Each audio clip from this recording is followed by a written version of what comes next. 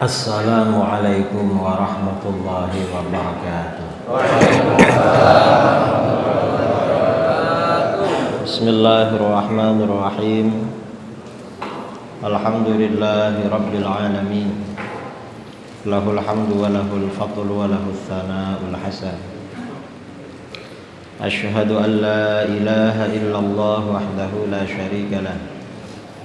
Wa asyhadu anna sayyidana Muhammadan abduhu wa rasuluh. Allahumma shalli ala sayyidina Muhammadin al-Fatih lima ughliq wal khatim lima sabaqa nasiril haqqi bil haqq wal hadi ila siratikal mustaqim wa ala alihi wa sahbihi haqqa qadrihi qadarihi al-azim. Amma ba'du. Para alim, para kiai, para tuan guru yang saya muliakan dan saya hormati, Mukarram Kiai Haji Faisal Asmawi tadi yang telah membaca kitab kepada kita semuanya. Mudah-mudahan beliau panjang umur, sehat walafiat. Juga kiai-kiai yang lain, Kiai Haji Nur Ali, Kiai Haji Hamzah Ahmad, Kiai Haji Ali Hamzah, dan kiai-kiai yang lain. Juga Ketua Umum Jamaah Subuh Gabungan dan para habaib, ada Habib Alwi Al-Idrus, para jamaah kaum muslimin, ini muslimin semua ya, gak ada muslimatnya. Oh, ada di belakang tuh. Kaum muslimin, anggota jamaah subuh gabungan yang saya muliakan dan juga saya hormati.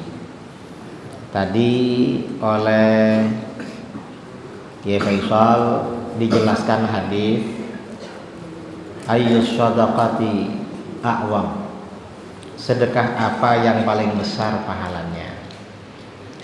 Ternyata Rasulullah SAW menjawab, sedekah yang paling besar adalah sedekah ketika kamu sehat dan kamu sangat tidak ingin hartanya keluar pada orang lain. Syahih ya, sangat tidak ingin, merasa sangat membutuhkan. Itu sedekah paling diinginkan. Sekarang ini memang di akhir zaman seperti sekarang, sedekah ini sangat diperlukan. Kemudian juga tradisi subuh gabungan yang ada di sini itu beda dengan daerah lain. Saya sering ngisi jamaah subuh gabungan, tapi baru sekarang ini yang ada baca kitabnya. Kalau yang lain biasanya nggak ada baca kitab. Dan ini penting saudara, kita setiap acara pengajian itu ada baca kitab. Mengapa ada baca kitab? Kalau ada baca kitabnya berarti kita punya ulama, dan ulama itu lebih afdal daripada penceramah. Derajatnya lebih tinggi memang, karena penceramah itu belum tentu ulama. Tapi ada juga penceramah yang alim juga, ada juga. Dan memang di zaman seperti sekarang ini, tradisi keilmuan para ulama dulu perlu dijaga. Mengapa? Karena tradisi keilmuan para ulama ini yang akan menyelamatkan kita dari fitnah-fitnah kufur, dari fitnah-fitnah aliran sesat. Dalam hadis riwayat Ibnu Majah dari Abu Umamah Al-Bahili radhiyallahu an, Rasulullah sallallahu alaihi wasallam bersabda, "Takunu fitanun yumsi fiha ar-rajulu mu'minan wa yusbihu kafiran." Akan ada fitnah-fitnah. Fitnah-fitnah apa? Fitnah-fitnah aliran sesat. Fitnah-fitnah yang mengajak orang-orang keluar dari Islam, yang menyebabkan kekufuran. Fitnah-fitnah yang mengajak orang-orang keluar dari Ahlus Sunnah wal Jamaah. Sebab fitnah-fitnah itu Orang yang sore-sore beriman besok paginya menjadi kafir. maksudnya menjadi kafir, kata para ulama di dalam syarah-syarah hadis, ada yang kafir, ada yang sesat. Kalau kafir itu berarti murtad. Kalau sesat berarti keluar dari Ahlus Sunnah wal Jamaah. Nah, gimana caranya selamat dari fitnah-fitnah ini? Illa man ahyahullahu bil ilmi. Kecuali orang-orang yang dihidupkan oleh Allah dengan ilmu pengetahuan agama. Kalau orang itu hidup dengan ilmu pengetahuan agama, yang ulamanya mau mengajar, yang jamaahnya mau mengaji, maka insya Allah selamat dari aliran sesat. Dan ini tentu ilmu-ilmu yang dibaca di kitab-kitab itu. Beliau tadi kan baca kitab, sepertinya kitab gundul yang dibaca. Dan tidak gampang orang tuh baca kitab gundul. Jadi yang bisa selamat dari aliran-aliran sesat, orang yang hidup dengan ilmu pengetahuan agama. Dan memang orang beramal itu besar dan tidaknya pahala tergantung kapasitas masing-masing. Kalau ulama, amal yang paling afdal itu mengajar, menyampaikan ilmu. Itu kalau ulama. Karenanya kalau ulama seperti Al-Mukarram Kiai Faisal, jangan disuruh sedekah, suruh ngajar aja. Karena memang yang paling afdal beliau mengajar, itu ulama. Kalau orang kaya, yang paling afdal bersedekah. Itu orang kaya. Yang paling afdal sedekah. Dan jangan mengajar, kadang-kadang karena kaya terus mau ngajar, padahal gak punya ilmu. Kalau orang miskin ini yang paling afdal ya wiritan, kemudian ya baca apa begitu. Tapi orang kaya, tadi kan orang kaya ini yang paling afdal sedekah. Ada kadang orang kaya bolak-balik umroh, gak turun-turun dari masjid, tetangganya fakir miskin, butuh macam-macam, dia gak peduli. Itu gak bagus itu. Orang kaya ini yang paling afdal sedekah. Dan orang kaya walaupun sedekahnya banyak jangan sombong. Mengapa jangan sombong? Pahalanya masih kalah dengan orang miskin yang sedekahnya sedikit. Makanya sabda Rasulullah SAW dalam hadis ya, dirhamun sabaqa mi'ata alfi dirhamin. Sedekah 1 dirham mengalahkan 100.000 dirham. Mengapa sedekah 1 dirham mengalahkan sedekah 100.000 dirham?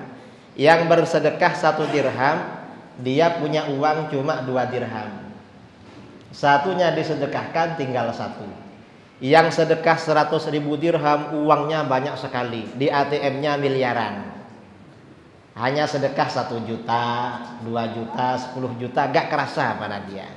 Lebih banyak sisanya. Ini kalah sama yang miskin. Makanya yang kaya-kaya ini kalau sedekah jangan sedikit, yang banyak. Mengapa? Pahalanya kalah sama tetangganya yang miskin itu yang kaya. Nah artinya apa? Amal soleh di dalam Islam itu tergantung kapasitas masing-masing. Jadi beda-beda. Nah kemudian yang ingin saya sampaikan pada pertemuan kali ini, seperti pesan panitia tadi malam kepada saya nyampe di sini kira-kira tadi malam jam berapa ya? Jam 11. Sampai sini jam 11 masih diajak ngobrol-ngobrol. Padahal saya sudah sehari gak tidur gitu. Kemarin malam di Pekanbaru, terus kemarin acara di Bogor, pengajian. Maghribnya tadi di Bekasi Timur, habis dari Bekasi Timur ke sini. Diajak ngobrol-ngobrol sampai jam 12 lebih. Alhamdulillah bisa tidur. Nah, pesan pada saya menjelaskan perbedaan Ahlus Sunnah wal Jamaah dengan Wahabi. Karena sekarang ini Wahabi lagi ramai di Indonesia. Ada di mana-mana ini Wahabi. Dan memang penting kita ini mengingatkan bahaya Wahabi. Mengapa perlu diingatkan? Orang ini kalau terpengaruh aliran Wahabi bahaya saudara. Bahayanya apa? Akan menjadi anak durhaka pada orang tua. Kalau orang ikut Wahabi. Mengapa durhaka pada orang tua? Yang pertama, dia akan menyesatkan orang tuanya. Orang tuanya akan dianggap pengikut aliran sesat. Yang kedua, dia akan mensyirikkan, mengkafirkan kedua orang tuanya. Kalau kedua orang tuanya dianggap sesat, dianggap syirik, berarti pernikahan kedua orang tuanya tidak sah. Kalau tidak sah, berarti dia anak hasil selingkuh. Kan rusak itu kalau seperti itu. Ini kalau menganggap orang tuanya syirik. Dan kalau sudah durhaka seperti Wahabi pada orang tua, maka bagaimana? Begitu orang tuanya meninggal, tidak ada tahlil, tidak ada kenduri, tidak ada sedekah. Ini bahayanya orang keluar dari Ahlus Sunnah wal Jamaah. Karenanya hati-hati. Kata sebagian ulama, sebagian habaib, kalau orang keluar dari Ahlus Sunnah wal Jamaah berarti calon anak durhaka pada orang tua. Alasannya apa? Orang tuanya sesat, amalan-amalannya sesat. Dan orang Wahabi ini memang kerjanya menganggap sesat, menganggap syirik, menganggap kafir amalan orang-orang di luar Wahabi. Karena Wahabi ini, orang-orang Wahabi ini tauhidnya, konsep tauhidnya ada 3. Tauhid rububiyah, tauhid uluhiyah, tauhid asma wa sifat. Tauhid rububiyah uluhiyah ini tujuannya mensyirikkan orang-orang yang bertawassul, bertabarruk dan beristighatsah. Ini rububiyah uluhiyah. Mengapa disyirikkan? Karena dianggap melanggar tauhid uluhiyah. Sedangkan tauhid rububiyahnya, tauhid rububiyah kita ini kata Wahabi levelnya masih di bawah Abu Jahal dan Abu Lahab. Karena Abu Jahal dan Abu Lahab kata Wahabi lebih bertauhid rububiyah daripada umat Islam yang bertawassul, bertabarruk, beristighatsah. Padahal tawassul, tabarruk, istighatsah itu ajaran Al-Qur'an, diajarkan oleh baginda Rasulullah SAW, disebarkan oleh para sahabat dan murid-muridnya. Ini kalau tauhid rububiyah dan uluhiyah diterapkan, maka berarti bagaimana? Sejak masa Rasulullah, para sahabat berarti mengamalkan perbuatan syirik. Karenanya ajaran Wahabi itu bahaya sekali. Karena mensyirikkan, sejak dulu disyirikkan. Dan Wahabi ini memuji-muji Abu Jahal, Abu Lahab di kitabnya. Karena sumber tauhid rububiyah uluhiyah Wahabi itu dari Abu Jahal dan Abu Lahab. Itu di kitab-kitab mereka. Walaupun mereka mengatakan kembali pada Quran dan hadis, tapi hakikatnya dari sana. Yang Al-Quran dan hadis itu hanya sebagai umpan saja. Karena ketika mereka berdalil dengan Al-Quran dan hadis tidak sesuai dengan apa yang didalilkan. Ini rububiyah uluhiyah. Yang ketiga, tauhid asma wa sifat. Wahabi ini punya tauhid asma wa sifat. Tauhid asma wa sifat ini juga bahaya. Mengapa bahaya? Dengan tauhid asma wa sifat, Wahabi itu anti sifat wajib 20 bagi Allah. Kalau kita ini akidahnya sifat wajib 20, wujud, qidam, baqa. Kalau Wahabi tauhid asma wa sifat. Bedanya apa? Kalau sifat wajib 20 ini mengantarkan kita makrifat kepada Allah. Ada pertanyaan ya. Dulu ketika saya ada di pondok belajar sifat wajib 20 bertahun-tahun, gak ada kawan-kawan yang pertanyaannya kritis. Setelah pulang dari pondok, gabung dengan perkumpulan para kiai di NU, pas ngumpul-ngumpul, sebagian kiai senior tanya pada saya, Gus, apa kiai, kenapa sifat wajib bagi Allah 20? Saya tanya pada beliau, sampean minta berapa? Kok menanyakan yang 20? Dak, saya bukan minta berapa. Kenapa bukan 15, bukan 17, bukan 21, bukan 25? Kok 20? Dan yang 20 ini kalau dibaca menjadi pujian, jadi nyanyian enak. Kalau dikurangi kurang enak, ditambah gak enak. Apa biar lagunya enak? Dikiranya lebih dulu lagunya daripada isinya. Padahal lagu itu ikut isinya. Ada yang bertanya begitu. Ada juga yang bertanya ya tentang sifat 20, yang bertanya Wahabi. Saya pernah ngisi kuliah umum di University Teknologi Malaysia di Johor. Ada orang tanya, Kiai, kata orang Wahabi, sifat 20 itu bukan dari Islam. Dari mana? Katanya dari orang-orang ahli filsafat Yunani. Saya bilang pada dia, kalau orang-orang ahli filsafat Yunani meyakini sifat 20, berarti mereka ahli tauhid. Kalau Wahabi ingkar sifat 20, berarti Wahabi orang komunis dan ateis. Mengapa? Gak percaya wujudnya Allah, kafir. Gak percaya kidam bakok, kafir. Lo gimana kalau ingkar? Akhirnya diam. Nah, yang perlu kita tahu, ini biar kita tahu tauhid asma wa sifat. Mengapa sifat wajib bagi Allah itu 20? Tujuannya yang pertama, sifat 20 itu tujuannya mengantarkan kita makrifat kepada Allah.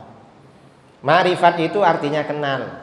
Kita ini kalau kenal pada orang, pada kiai-kiai, pada para asatid, kita tahu orangnya, tahu perawakannya, tahu tempat tinggalnya, tahu profesinya, itu kenal namanya. Nah, kepada Allah kita wajib makrifat, wajib kenal. Sementara di dunia kita gak bisa melihat Allah, gak bisa. Maka bagaimana makrifat kepada Allah ketika kita di dunia adalah melalui sifat-sifatnya. Dan itu sifat 20. Itu biar kita makrifat. Itu yang pertama. Yang kedua, apa tujuan sifat 20? Yang kedua, sifat 20 ini tujuannya untuk menjawab, merespon, mengkanter, menolak penyimpangan-penyimpangan agama-agama di luar Islam dan aliran-aliran di luar Ahlus Sunnah wal Jamaah tentang ketuhanan. Jadi kesalahan-kesalahan itu ada di sifat 20 ini. Sifat 20 ini membantah Yahudi, membantah Kristen, membantah Hindu, membantah orang-orang di luar Ahlus Sunnah seperti Mu'tazilah, Syiah, Wahabi, HTI, dan macam-macam. Ini sifat 20, ini yang kedua. Yang ketiga, mengapa kok 20? Bukan 25, bukan 30. Kata para ulama, sifat wajib 20 ini batas kemampuan akal manusia dalam makrifat kepada Allah. Kita ini lebih dari 20 gak mampu makrifat kepada Allah. Mampunya cuma 20. Kita ini jangankan makrifat kepada Allah, pengenalan kita kepada orang yang kita kenal kadang terbatas. Kok terbatas? Kita kan gak tahu semua apa yang ada pada teman kita. Gak tahu. Saya misalnya, saudara-saudara kan sebagian kenal dengan saya, tapi kan gak tahu semua tentang saya. Saya sering tanya, kalau jamaah ngajinya itu ibu-ibu, ibu-ibu kenal saya apa enggak? Kenal Pak Yai. Betul?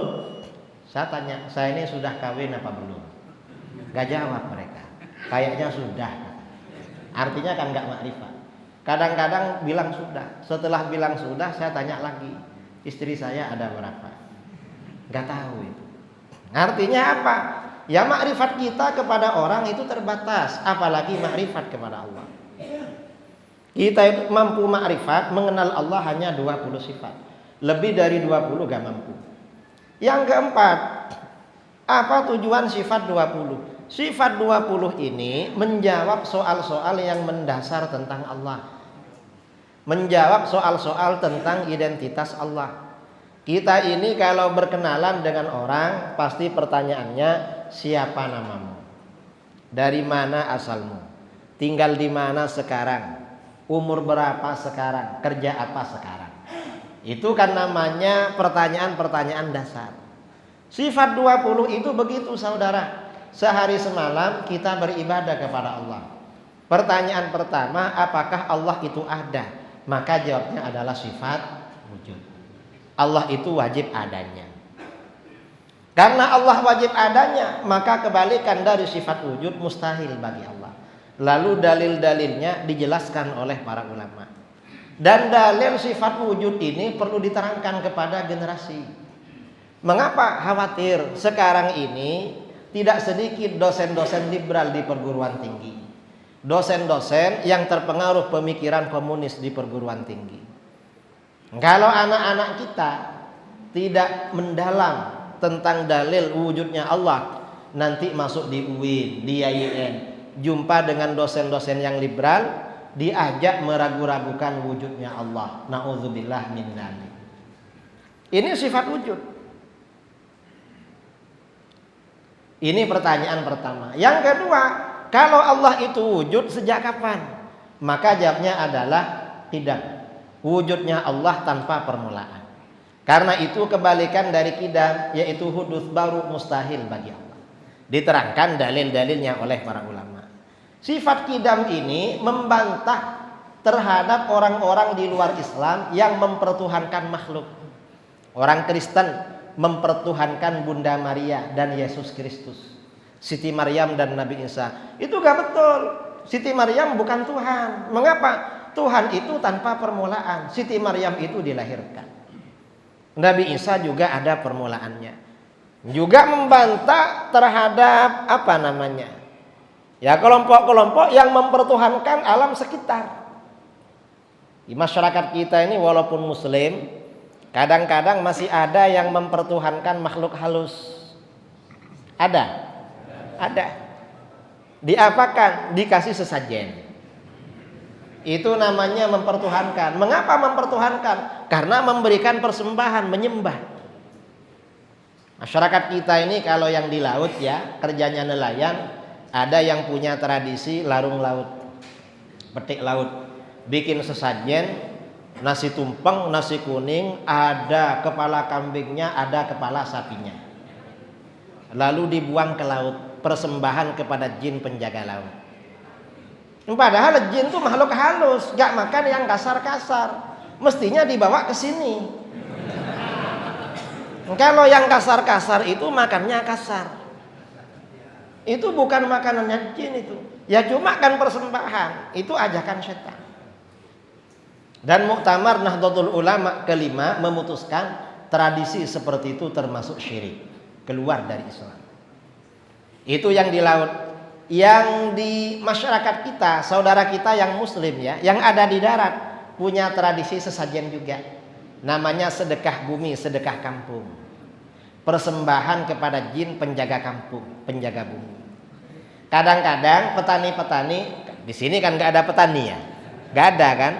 Soalnya di sini pedagang semua, pengusaha. Dan biasanya kalau pedagang pengusaha itu kaya-kaya. Kalau petani gak kaya, modalnya banyak, hasilnya sedikit. Kalau pedagang modalnya sedikit, hasilnya banyak. Itu bedanya. Tapi dulu entah sekarang pandemi ini masih banyak apa enggak tahu. Nah, kalau petani itu kadang-kadang punya tradisi membuat sesajen, ditaruh di sawah, dipersembahkan kepada Dewi Sri. Siapa Dewi Sri itu? Apa bukan Sri Mulyani maksudnya? Dewi Sri itu maksudnya Dewi Padi kan. Itu kan sisa-sisa dari kepercayaan Hindu dulu. Ini syirik. Nah itu gak bisa seperti itu. Gak bisa dipertuhankan. Karena makhluk. Tuhan itu identitasnya qidam, tanpa permulaan. Yang ketiga, Allah yang wujud dan qidam. Sampai kapan wujudnya? Jawabnya adalah baqa. Allah maha kekal, maha abadi. Karena itu kebalikan dari baqa, yaitu fana, rusak, mati, habis, sirna. Itu mustahil bagi Allah. Karenanya yang tidak baqa bukan Tuhan. Yang tidak kekal, tidak abadi bukan Tuhan. Tuhan itu harus baqa. Mengapa baqa? Karena harus wajibul wujud. Tuhan itu wajibul wujud. Kalau tidak baqa berarti tidak wajibul wujud, berarti bukan Tuhan. Ini pertanyaan ketiga. Ini sama dengan qidam. Kemudian yang keempat, Allah yang wujud qidam baqa. Itu seperti apa? Orang itu kalau berbicara sesuatu lama-lama penasaran tanya. Misalnya jual beli mobil, ada mobil di sana second, bekas, gini harganya. Pasti tanya seperti apa. Kita ini tawar-menawar apapun seperti apa. Kalau Tuhan ditanya seperti apa, jawabnya adalah mukhalafatu lil hawadits. Allah itu tidak serupa dengan apapun perkara yang baru. Karena itu kebalikan dari mukhalafatu lil hawadits, mumatsalatu lil hawadits, serupa dengan perkara baru mustahil bagi Allah. Nah, ini juga untuk menolak Tuhan-Tuhan palsu yang dipertuhankan oleh orang-orang musyrik atau orang-orang di luar Islam. Tuhan itu wajib mukhalafatul hawadits, tak serupa dengan perkara baru. Ini juga menolak terhadap faham Wahabi. Wahabi yang berkeyakinan tauhid asma wa sifat. Gimana kata Wahabi? Wahabi kalau ditanya Tuhan seperti apa? Kata Wahabi, Tuhan itu mukhalafatul hawadits tapi tak begitu mukhalafatul. Mengapa? Ada mirip-miripnya. Mirip apa? Kata Wahabi, Tuhan itu mirip seorang laki-laki yang masih muda, belum berjenggot, tingginya kira-kira 30 meter. Ini kata Wahabi. Nah, ajaran Wahabi ini mirip akidahnya Yahudi. Kata Yahudi, Tuhan itu seperti seorang laki-laki yang sudah tua, rambut dan jenggotnya putih semua, tingginya 30 meter. Bedanya Tuhannya Yahudi lebih tua dari Tuhannya Wahabi. Karenanya akidah Wahabi adik dari akidah Yahudi, disingkat menjadi Wahyudi. Wahabi adiknya Yahudi. Tapi bukan Pak Wahyudi yang ada di sini. Pak Wahyudi yang ada di sana. Saya 2 minggu yang lalu menerangkan di masjidnya TNI Angkatan Darat di Aceh. Saya bilang Wahyudi, langsung ketawa semua. Lah kenapa? Pak Kiai, ketua takmirnya Pak Wahyudi namanya. Dan itu gak boleh punya keyakinan seperti itu, seperti Wahabi. Karena Tuhan itu mukhalafatul hawadits. Dalam Al-Quran, laisa kamitslihi syai'. Tidak ada sesuatu apapun yang serupa dengan Allah. Mengapa gak ada sesuatu yang serupa dengan Allah? Kalau Allah serupa dengan perkara baru, berarti Allah juga baru. Karena setiap sesuatu pasti memiliki hukum yang sama dengan apa yang serupa dengannya. Kalau ada serupa-serupanya, pasti sama hukumnya. Rasanya sama. Pisang itu ada yang kecil, ada yang panjang, ada yang besar. Rasanya cuma beda-beda dikit. Tapi serupa statusnya, sama. Itu pisang. Karena ada kesamaan. Sedangkan Tuhan itu wajib bersifat qidam, wujudnya tanpa permulaan. Maka Tuhan tidak serupa dengan apapun perkara yang baru. Ini namanya akidah Ahlus Sunnah wal. Lalu pertanyaan kelima, Allah yang wujud qidam baqa mukhalafatul hawadits, alamatnya di mana? Kita jawab qiyamuhu binafsihi. Allah berdiri pada zatnya sendiri. Apa yang dimaksud Allah berdiri pada zatnya sendiri? La yahtaju ila mahallin wala mukhassis. Allah tidak butuh pada tempat dan tidak butuh pada yang menentukan atau menciptakan. Mengapa gak butuh pada tempat? Yang namanya butuh itu bukan sifatnya Tuhan Sang Maha Pencipta atau Khalik, tetapi sifatnya makhluk. Kalau kita butuh pada tempat, dan tempatnya jangan terlalu panas, jangan terlalu dingin. Kalau terlalu dingin kita ngantuk, makanya kipasnya gak ada yang nyala, takut ngantuk ini. Kalau terlalu panas kita gak tahan, ingin keluar. Cuma karena sekarang masih pagi, sisa-sisa dingin masih ada. Jadi ini hanya suasananya agak hangat aja. Tapi kalau berceramah ya keringetan juga. Ini namanya akidah Ahlus Sunnah wal Jamaah. Kalau Wahabi beda, saudara. Wahabi ditanya alamat Tuhan di mana? Karena mereka tauhid asma wa sifat. Kata Wahabi, kamu belum tahu. Loh, kamu sudah tahu? Tahu. Di mana? Di Arasy. Wah, jauh sekali ya. Kalau Tuhan tinggalnya di Arasy, kalau kita ada perlu gimana caranya? Kan gak ada pesawat jurusan Arasy. Dan sekarang ini naik pesawat harus vaksin 2 kali. Kalau nanti ada jurusan Arasy, vaksinnya berapa kali? Gak tahu itu. Kata Wahabi apa? Jangan khawatir. Walaupun Tuhan tinggal di Arasy, tapi gampang menghubungi. Kok gampang? Setiap pukul 2 pagi Tuhan itu turun ke langit pertama di dunia. Ngapain turun? Untuk mendengar doa kamu. Makanya pukul 2 bangun, lakukan sholat tahajud. Tuhan dengar. Wahabi ditanya, memangnya kalau gak turun Tuhan gak dengar? Bingung dia jawab. Mengapa? Kalau jawab gak dengar kafir.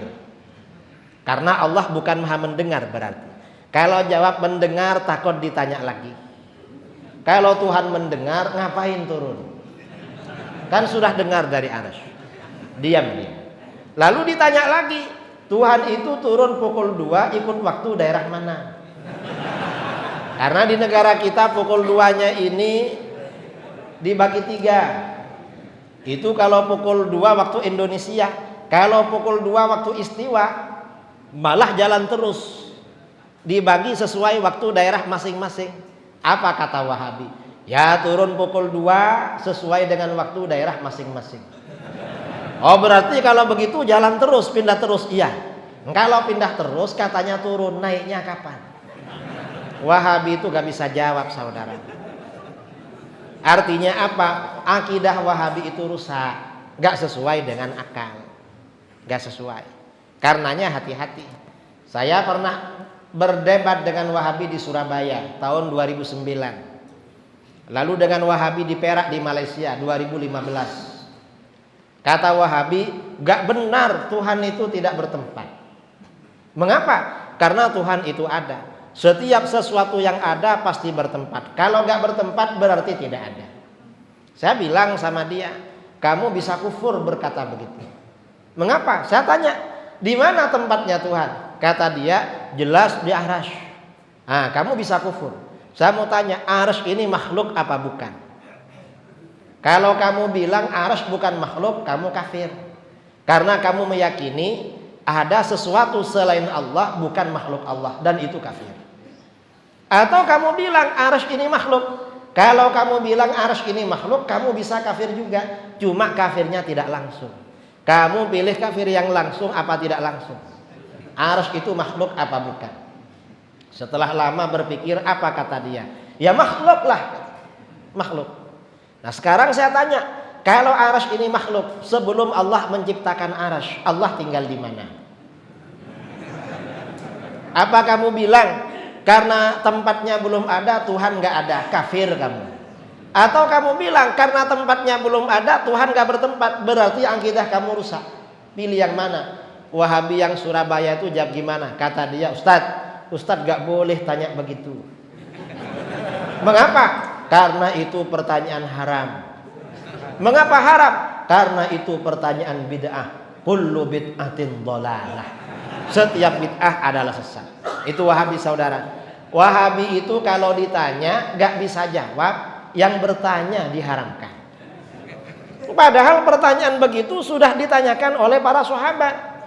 Dalam hadis riwayat Ibnu Majah, riwayat Abu Dawud, riwayat Al-Baihaqi, para sahabat bertanya, "Ya Rasulullah, aina kana Rabbuna qabla an yakhluqal khalqa?" Hai Rasulullah, Tuhan ada di mana sebelum menciptakan makhluk? Rasulullah menjawab, "Kana fi ama." Tuhan tidak bertempat. Ini namanya akidah Ahlus Sunnah wal. Ini Wahabi tahun 2009. Yang 2015 beda lagi. Begitu ditanya arsy itu makhluk apa bukan? Ya jelas makhluk. Kalau memang arsy itu makhluk, sebelum Tuhan menciptakan arsy, Allah tinggalnya di mana? Setelah lama berpikir, apa kata dia? Ya suka-suka Allah lah, mau di mana? Artinya apa? Dalam pikiran si Wahabi, Tuhan itu dianggapnya benda kecil, ada di ruangan besar, makanya pilih-pilih tempat. Nah itu kan sifatnya makhluk, bukan sifatnya khalik. Katanya Allahu Akbar, maha besar, kok kecil Tuhannya? Ini gak sesuai. Ini Wahabi yang 2015. Wahabi yang 2019 beda lagi. Apa kata dia? Begitu ditanya, Ustadz, viral di YouTube ya 2019 lalu, arsy itu makhluk apa bukan? Setelah lama mikir-mikir, takut ditanya lagi, apa kata dia? Wallahu a'lam. Allah yang maha tahu. Ya Allah memang tahu. Siapa bilang Allah gak tahu? Yang kita tanya menurut dia. Bilang aja kalau gak tahu. Wahabi ini persoalan seperti ini gak tahu. Padahal bahwa arsy itu makhluk ada di dalam surat Fatihah. Di mana? Alhamdulillahi Rabbil Alamin. Segala puji bagi Allah Tuhan semesta alam. Apa Tuhan semesta alam? Ar-Rabb itu kata para ulama maknanya Allahu khaliquhu. Allah yang menciptakan alam. Alam itu kan apa saja selain Allah. Allahu malikuhu, Allah yang memiliki alam. Allahu mudabbiruhu, Allah yang mengatur alam. Dan Allah yang memberi apa-apa kepada alam. Rabbil alamin. Dan yang lebih jelas lagi di dalam Al-Quran bahwa arsy itu makhluk. Ada amalan ya yang diamalkan pagi sore 7 kali. Fa in tawallaw faqul hasbiyallahu la ilaha illahu alaihi tawakkaltu wa huwa rabbul arsyil azim. Dia adalah Allah itu Tuhannya arsy yang agung. Apa yang dimaksud Tuhannya arsy? Allahu khaliquhu. Allah yang menciptakan arsy. Allahu malikuhu. Allah yang memiliki arsy. Allahu mudabbiruhu, Allah yang mengatur arsy. Nah, ini namanya akidah Ahlus Sunnah wal Jamaah. Kalau Wahabi beda saudara, karena mereka akidahnya tauhid asma wa sifat. Tauhid asma wa sifat. Karenanya akidah mereka itu tidak mengagungkan kepada Allah. Karenanya jangan heran kalau orang Wahabi tidak hormat pada ulama, akidahnya tidak mengagungkan pada Allah.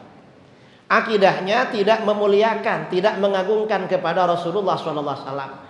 Dan sudah barang tentu ajaran Wahabi itu tidak memuliakan, tidak menghormati para ulama. Kalau kita ini jumpa dengan kiai cium tangan, mereka biasanya gak cium tangan. Tapi biasanya orang Wahabi kalau begitu diajarkan akidah Ahlus Sunnah wal Jamaah hatinya menjadi lembut, cium tangan. Karenanya pelajaran kitab-kitab kuning itu melembutkan hati memang kata para ulama. Kitab-kitab kuning ya, walaupun itu kitab nahwu, kitab i'rab, apalagi kitab hadis, kitab fikih, kalau diajarkan itu menyebabkan hati menjadi lembut.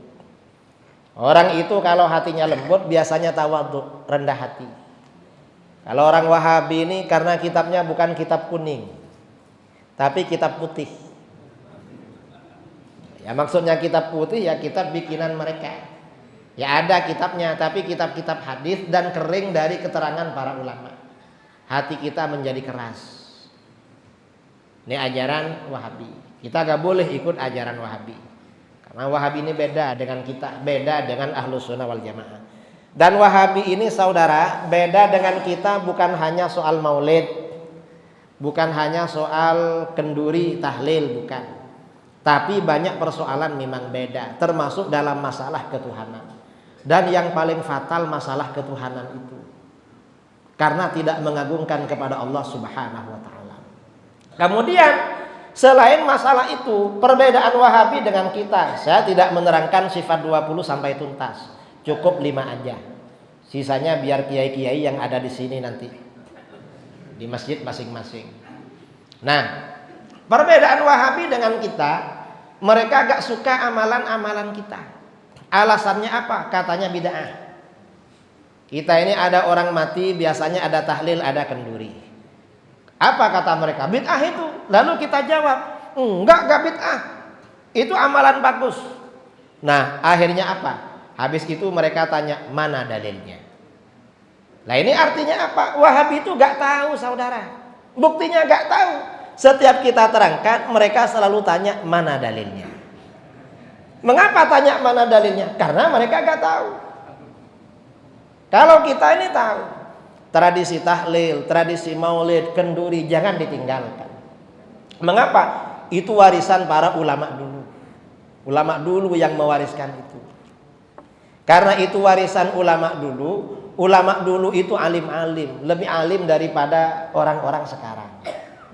Karena ulama-ulama dulu itu pada kitab-kitab hafal. Hafalannya luar biasa. Dan ini tradisi keagamaan masyarakat Nusantara, masyarakat Indonesia, itu warisan ulama-ulama dulu. Dalilnya kuat-kuat. Misalnya tahlil. Orang Wahabi ini anti tahlil. Mengapa? Katanya nggak ada dalilnya. Ya sebenarnya bukan nggak ada dalilnya. Mereka memang durhaka pada orang tua. Nggak mau baca tahlil. Karena tahlil itu bacaan zikir. Pahalanya untuk membantu orang yang meninggal. Siapa yang pertama kali baca zikir untuk orang mati? Bukan ulama Betawi, bukan kiai dari Jawa, bukan kiai Madura, bukan buya dari Sumatera Barat, bukan abu dari Aceh, bukan tuan guru dari Kalimantan Selatan, bukan.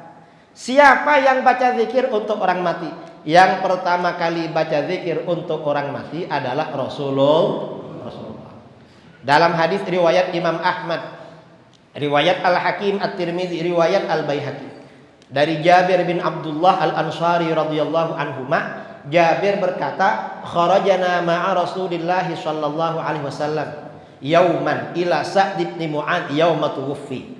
Pada suatu hari kami pergi bersama Rasulullah sallallahu alaihi wasallam menuju kediaman Sa'ad bin Mu'adz pada hari ia meninggal dunia. Ada sahabat meninggal dunia, lalu para sahabat bersama Rasulullah pergi ramai-ramai taziah. Falamma shalla alaihi Rasulullah sallallahu alaihi wasallam thumma dufina wa suwiya alaihi turab. Setelah Rasulullah mensolatkan jenazahnya, lalu jenazah dikubur, lalu kuburannya ditutup rata dengan tanah. Jalasa Rasulullah sallallahu alaihi wasallam fawqa qabri. Rasulullah masih duduk-duduk di atas kuburan, gak langsung pergi. Apa yang beliau lakukan? Faqal subhanallah tawilan. Lalu beliau membaca subhanallah dalam waktu yang lama. Subhanallah, subhanallah, subhanallah, subhanallah. Fasabbahna ma'ahu tawilan. Kami baca subhanallah dalam waktu yang lama. Thumma qala Allahu akbar. Lalu Rasulullah baca Allahu akbar. Fakabbarna ma'ahu. Kami baca Allahu akbar. Dalam satu riwayat faqal la ilaha illallah subhanallah. Rasulullah baca la ilaha illallah subhanallah. Lama. Falamman sharafa, ketika Rasulullah berhenti baca, qila lahu, sebagian sahabat ada yang bertanya, ya Rasulullah lima sabbahta thumma kabbarta.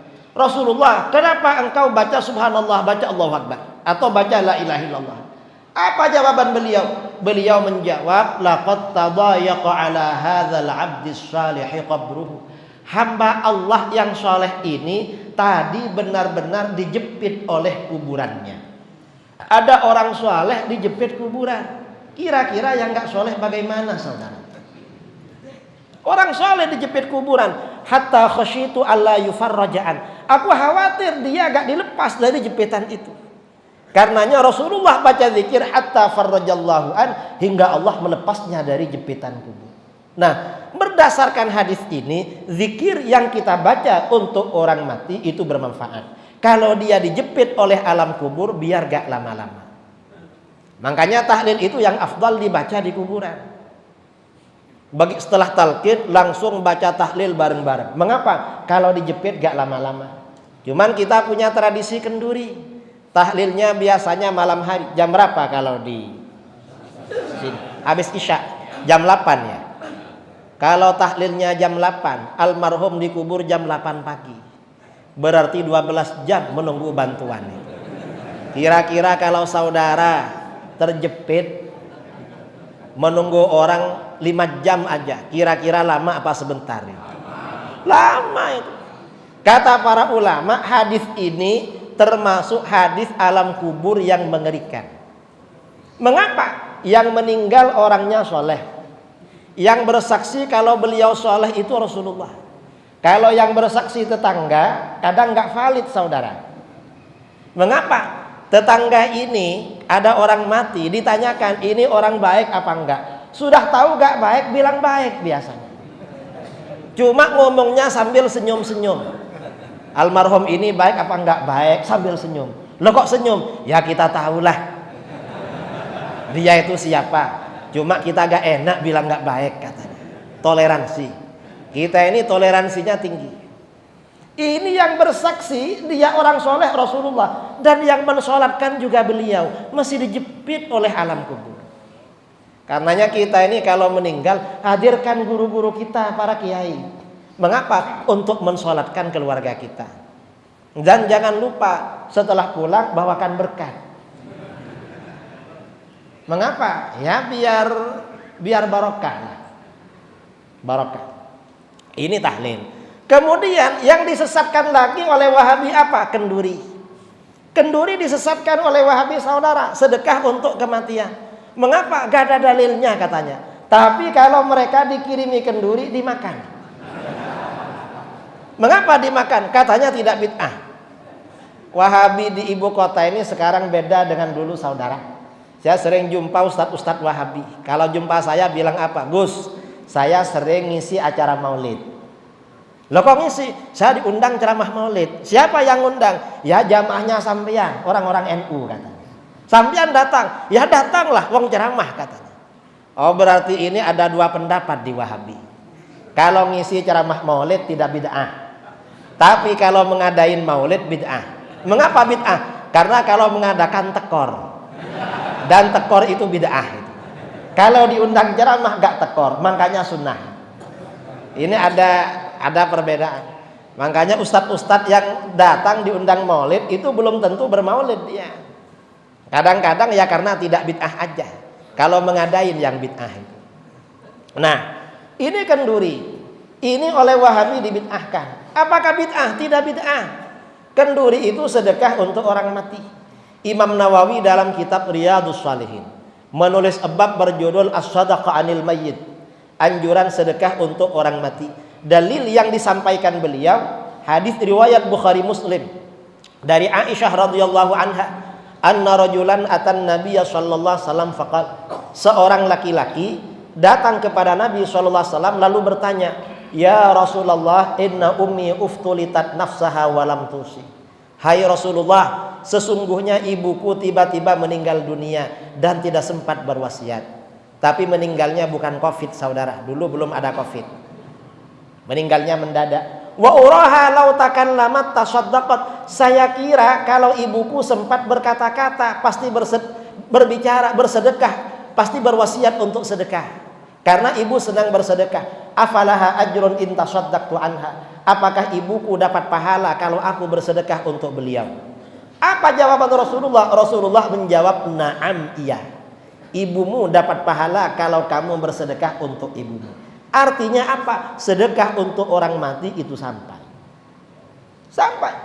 Begitu dalil seperti ini disampaikan, ada orang Wahabi kirim video bantahan pada saya melalui YouTube. Apa kata dia? Gak apa-apa sedekah untuk orang mati. Loh katanya sesat. Sekarang bilang gak apa-apa. Enggak, siapa yang melarang? Loh, mereka yang larang gak ngaku, saudara. Karena ketahuan dalilnya. Enggak. Cuma kata dia, kalau mau sedekah orang mati untuk orang mati, jangan pakai kenduri, jangan pakai makan, jangan pakai minum. Pakai apa? Bangun masjid.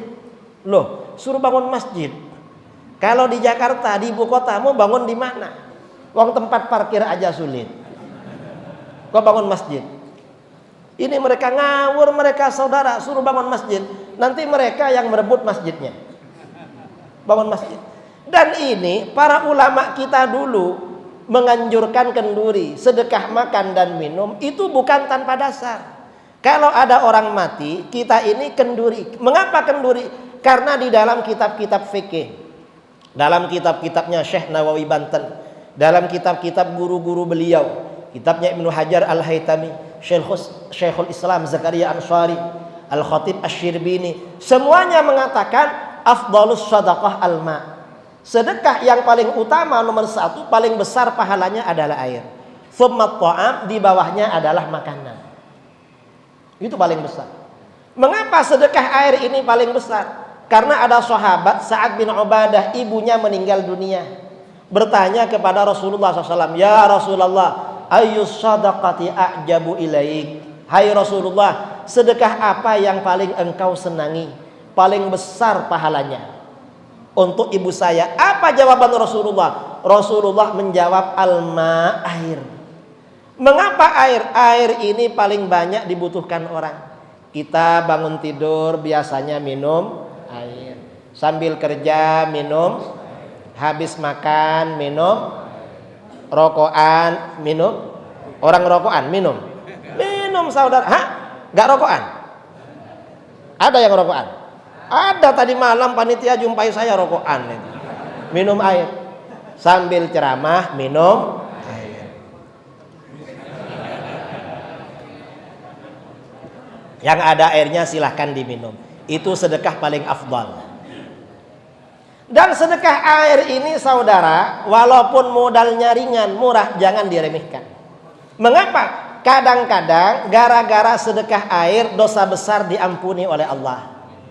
Dalam hadis riwayat Bukhari Muslim dari Abu Hurairah radhiyallahu an, Rasulullah sallallahu alaihi wasallam bersabda, "Bainama kalbun yutifu bi raqiyatin qad kada yaqtuluhul atash." Ketika ada seekor anjing mengelilingi sumur, anjing itu benar-benar hampir mati karena kehausan. Ada anjing hampir mati karena haus, mau melompat ke dalam sumur gak bisa, akhirnya ngelilingi sumur. Idra'athu baghiyun min baghaya Bani Israel. Tiba-tiba seorang pelacur Bani Israel melihatnya. Ini kejadian sebelum Islam dulu di Timur Tengah. Ada pelacur pulang kerja. Pelacur itu dulu biasanya kerjanya malam. Kalau siang pulang. Itu pelacur dulu. Kalau sekarang katanya kerjanya siang malam. Parah sekarang. Pulang kerja, hampir mendekati sumur, kelihatan anjing mengelilingi sumur, hampir mati kehausan. Hatinya merasa iba. Karena merasa kasihan, fanaza'at muqaha, pelacur tadi melepas sepatunya. Dulu pelacur pakai sepatu. Sekarang pakai apa? Gak tahu. Mengapa gak tahu? Karena gak boleh tahu. Awas loh, jangan sampai tahu. Kalau tahu berarti gak rajin subuh berjamaah itu. Setelah melepas sepatunya, fastaqat lahu bihi, dia turun ke bawah mengambil air. Dulu sumur gak pakai timba, gak pakai tali, pakai tangga. Setelah ambil air ke bawah, lalu dia naik ke atas, fasaqat bihi, dia kasih minum anjing itu. Setelah ngasih minum anjing, dia pulang. Habis itu dia meninggal dunia. Mengapa meninggal? Mungkin kena vaksin 3 kali malam-malam. Meninggal. Apa yang terjadi saudara? Gara-gara ngasih minum anjing, faghfira laha bihi, Allah ampuni dosanya sebagai pelacur. Padahal yang dikasih minum adalah anjing. Karenanya kata Imam Al-Qurtubi, kalau kamu merasa banyak dosanya, yang senang sedekah air minum. Mengapa pelacur aja diampuni oleh Allah padahal ngasih minum anjing? Pernah saudara-saudara ngasih minum anjing? Kira-kira kalau ada anjing mendekat, diambilkan apa kira-kira? Diambilkan mengapa? Karena anjingnya ikut Wahabi. Padahal anjingnya haus itu. Nah, berdasarkan hadis ini kata para ulama ya, orang yang punya hewan ternak, punya ayam, punya kambing, punya kucing, kasih makan, kasih minum, itu ngurangi dosa, saudara. Karenanya kalau banyak dosanya, yang banyak kucingnya, yang banyak ayamnya. Padahal ternak hewan, apalagi kalau ternak manusia. Saudara-saudara ngasih makan anaknya, ngasih makan istrinya, dosanya dikurangi oleh Allah. Karenanya kalau banyak dosanya, yang banyak anaknya. Kalau masih banyak dosanya, tambah istrinya. Mengapa? Untuk mengurangi dosa. Istrinya protes, kamu kawin lagi, saya ini banyak dosa ma. Katanya kalau ngasih belanja mama, dosa awak dikurangi. Kalau cuma mama yang ngurangi, kapan habisnya? Omikron lah, dah masuk Jakarta sekarang. Sebentar lagi menjelang lebaran tambah ramai Omikron. Entah seperti apa Omikron, kita gak tahu itu. Ya mudah-mudahan yang bilang-bilang Omikron itu ya entah gimana doanya kita ya. Bilang Omikron terus. Ya mudah-mudahan umat Islam dijaga oleh Allah. Amin. Dan mudah-mudahan yang mengganggu ibadah umat Islam dihancurkan oleh Allah. Al-Fatihah.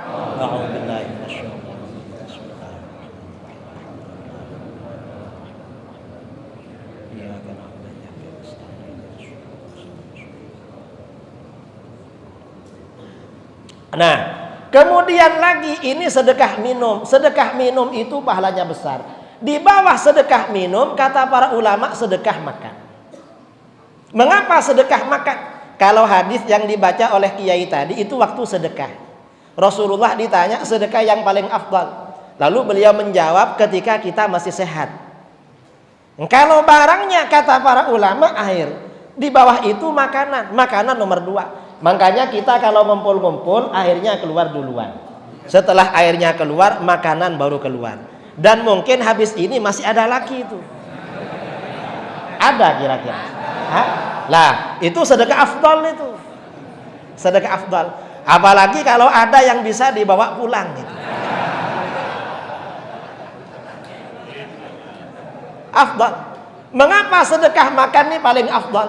Karena dalam hadis Bukhari Muslim dari Abdullah bin Amr bin Al-As, ada seorang sahabat bertanya, "Ya Rasulullah, ayyul islami khair?" Hai Rasulullah, amalan apa dalam Islam yang paling baik? Apa jawaban beliau? Beliau menjawab, tut'imut ta'am, kamu kasih makan orang. Artinya apa? Ngasih makan orang itu termasuk amalan paling baik. Pahalanya paling besar, mengantar masuk surga. Cuma kata para ulama di bawah sedekah air. Dan sedekah makan ini saudara dapat melembutkan hati. Orang yang senang ngasih makan hatinya lembut-lembut. Mengapa? Dalam hadis sahih dari Abu Hurairah radhiyallahu an, anna rajulan yashku ilan Nabi sallallahu alaihi wasallam qaswata qalbi. Seorang laki-laki mengadu kepada Nabi sallallahu alaihi wasallam karena hatinya keras. Rasulullah, hati saya ini keras. Kalau ada nasihat masuk ke telinga yang kanan, keluar dari yang kiri. Gimana kalau ingin lembut? Apa jawaban Rasulullah? Rasulullah menjawab, idza aradta ayyalina qalbu. Kalau kamu ingin hati kamu menjadi lembut, fa'at'imil miskin. Kamu yang senang ngasih makan orang miskin. Nah, orang yang senang ngasih makan orang miskin itu dapat melembutkan hati. Ini kiat yang pertama. Yang kedua, termasuk yang melembutkan hati dalam hadis itu, wamsah ra'sal yatim, dan usap kepala anak yatim. Mengusap kepala anak yatim juga melembutkan hati. Biasanya di sini ada tradisi usap kepala yatim. Bulan apa? Bulan Muharram. Yang dimaksud usap kepala anak yatim itu saudara, itu maksudnya simbol kasih sayang. Karena simbol kasih sayang, setelah mengusap jangan lupa buka dompetnya. Lalu apa? Kasih uang yang paling kecil. Mengapa? Karena masih anak-anak. Jangan besar-besar, masih anak-anak. Kecuali kalau mamanya masih muda. Kasih yang besar. Mengapa? Biar mamanya cerah. Karena kalau mama muda ini banyak uangnya, wajahnya cerah, nanti segera laku. Banyak yang berminat. Dan mengusap kepala itu jangan setahun sekali saudara. Mengapa? Sekarang ini akhir zaman, banyak maksiat. Kena maksiat lagi ya keras lagi. Perlu agak sering-sering. Wah gak bisa kiai kalau sering-sering. Kenapa? Rumah yatimnya jauh. Ya kalau gitu minta yatimnya adopsi sebagai anak. Insya Allah agak sering. Gak boleh sama mamanya. Mamanya gak ada temannya. Ya kalau begitu mamanya adopsi duluan. Nanti dapat anaknya. Ini namanya beli satu gratis satu. Setuju? Ini namanya ahlus sunnah wal jamaah. Kalau gak mau berarti wahabi. Ini kalau ustadz ahlus sunnah bisik-bisik pada saya, Pak Kiai, itu hadisnya pasti sahih.